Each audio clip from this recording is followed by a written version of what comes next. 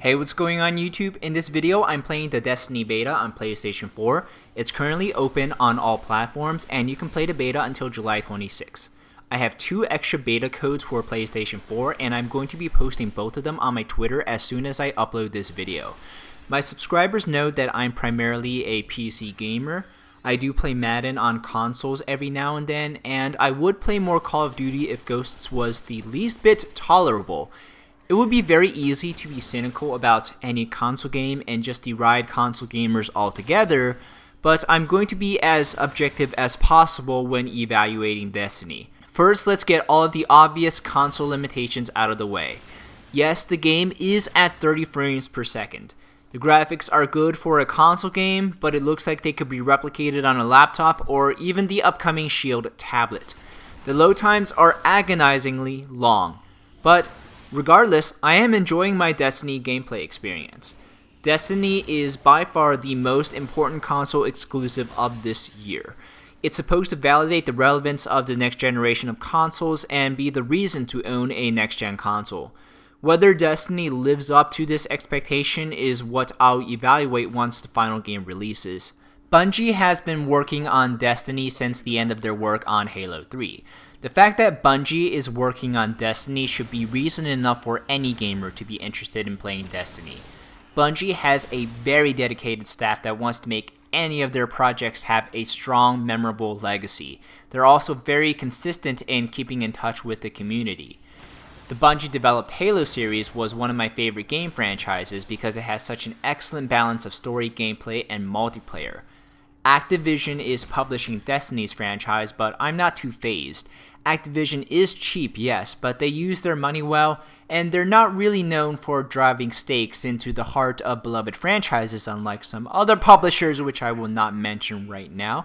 Destiny not only has a strong story behind it, but it has a very deeply established universe.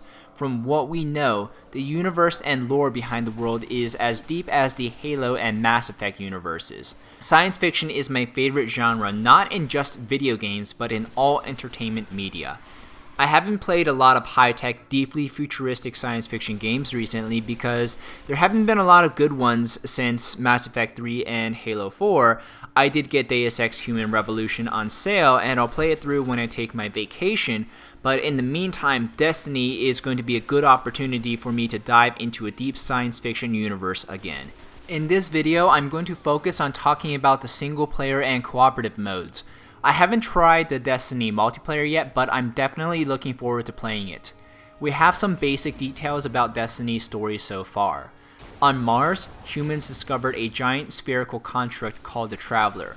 From the Traveler, we gained advanced technology, and over the next 700 years, we traveled to and colonized other planets.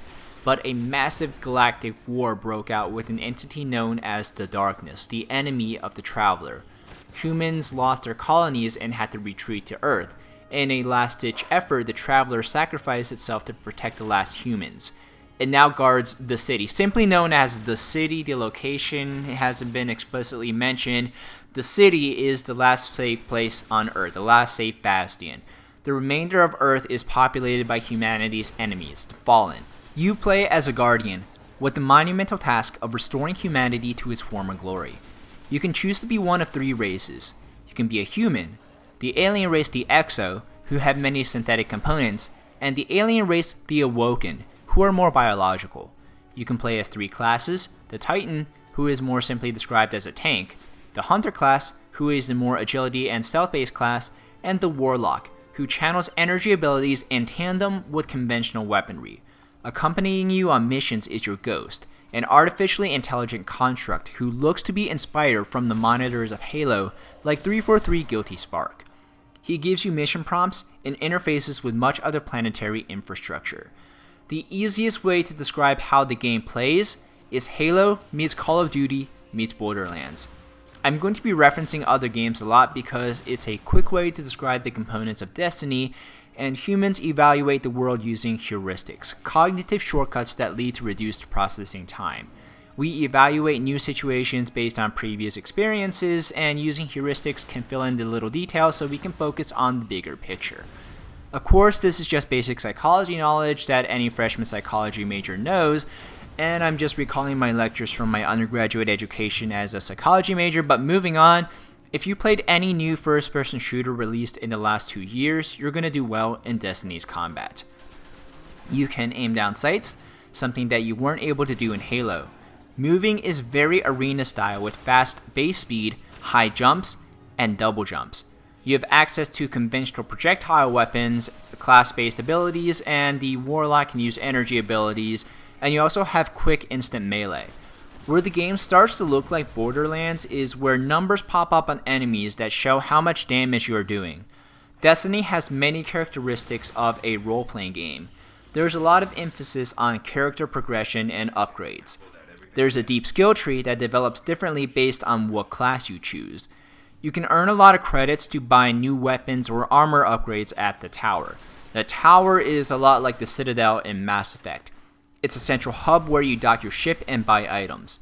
The game is not completely open world in the sense that you can move seamlessly between zones, but you can choose to fly your starship to any location you've discovered, and the mission segments you complete are very open. You can play missions solo or with a group.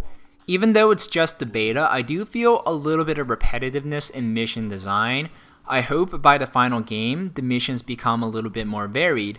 When all the missions in the final game are available to you, you can choose the order in which you do missions and side missions.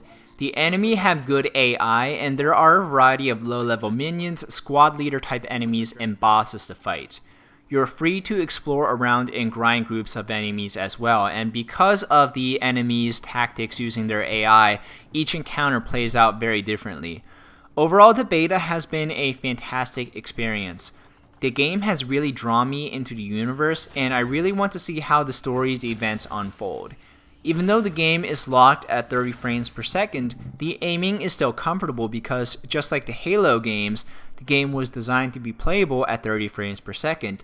Still, I do wish we had the option to turn down the graphics to 720p to get more frames, which is an option that a lot of competitive players would like. Destiny has my full attention, and I'm going to be following the development and release of the game closely. There's still a little bit more gameplay in this clip, so I'm going to let it run, but thank you very much for watching this video all the way through. My name is David, and I will see you next video.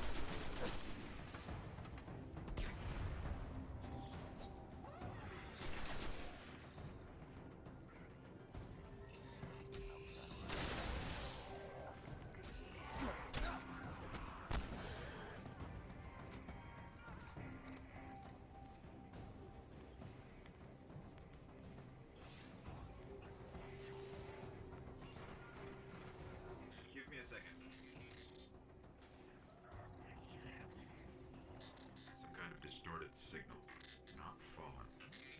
Let's check the other one.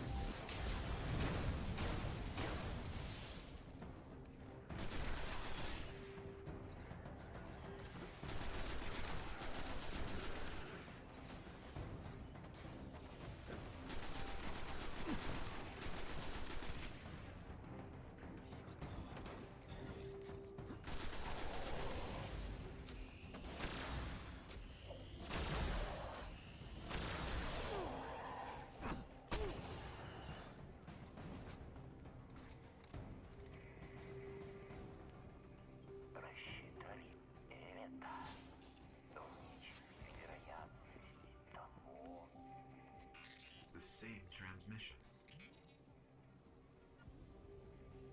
They're both linked to something in Skywatch. Let's check it out.